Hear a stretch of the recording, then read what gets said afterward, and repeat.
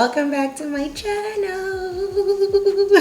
This always happens to me. I always expect the sections to be bigger than I want them to be, and then I don't know what happens. This time I think it took me way longer to do, simply because I did not part ahead of time, so I was parting as I was going. But it was a good thing because I was really able to moisturize the hair as I was going.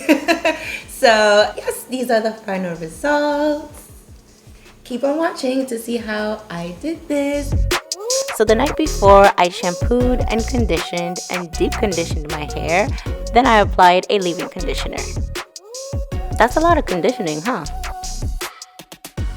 On the day that I installed the braids, I used a moisturizing cream, but the star was the Shine and Jam conditioning gel. It's the best for gripping at the roots. And of course, to do this style, you need a trusty detangler brush and tools to part your hair and keep it out of your way. I also used 1 pack and 1/3 of this 3-bundle 52-inch Kanekalon braiding hair. So important.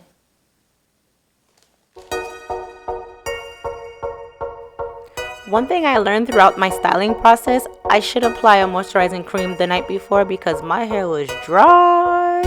Can you see it? It's looking real thirsty up there.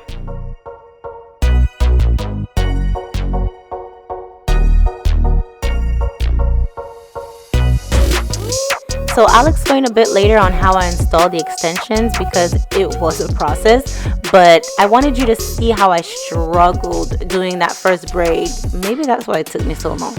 Huh.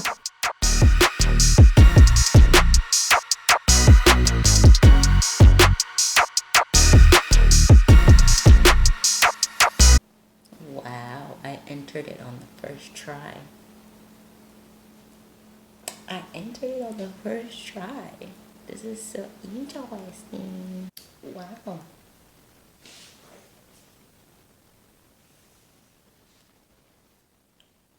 One down. Wait, one down.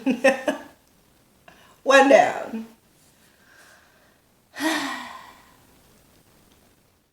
If you don't want your parting to show, use the row below as your guide and part your sections at the middle of the braid below.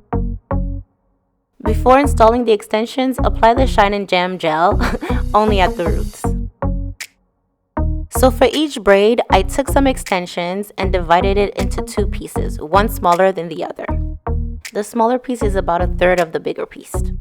I looped both pieces, and the smaller part will be the one that will be combined with my hair. Now the other 2 pieces will act as the second and third hair pieces needed to braid.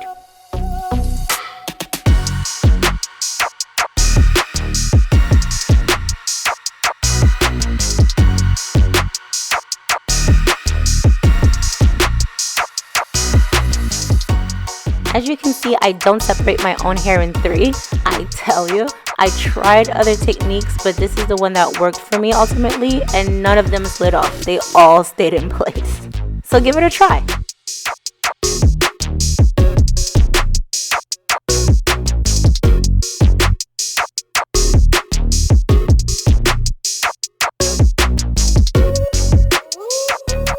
I was way too tired by the end of the braiding process, and I didn't want to sleep with wet extensions, so I dipped the ends in boiling water the next morning and then also part of the towel, and I pressed it on top of my head just to relieve some of the tension.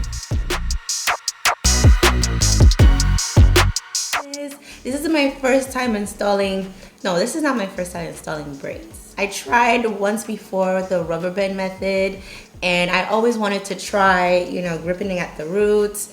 The thing that I noticed the most about the braids, my scalp is a bit more tender than it is when I install the Senegalese twist or any twist extensions that I put in. But hey, it's looking all cute. This is the final look. If you want to see how I achieved this makeup look, I'll post it a bit later on, maybe like a week later or 2 weeks later. It's most likely going to be 2 weeks, but you never know. I probably will do a short version of how I did this makeup look on my Instagram, so go check it out. So yeah, I hope you guys enjoyed this video and hope to see you on the next one. Bye.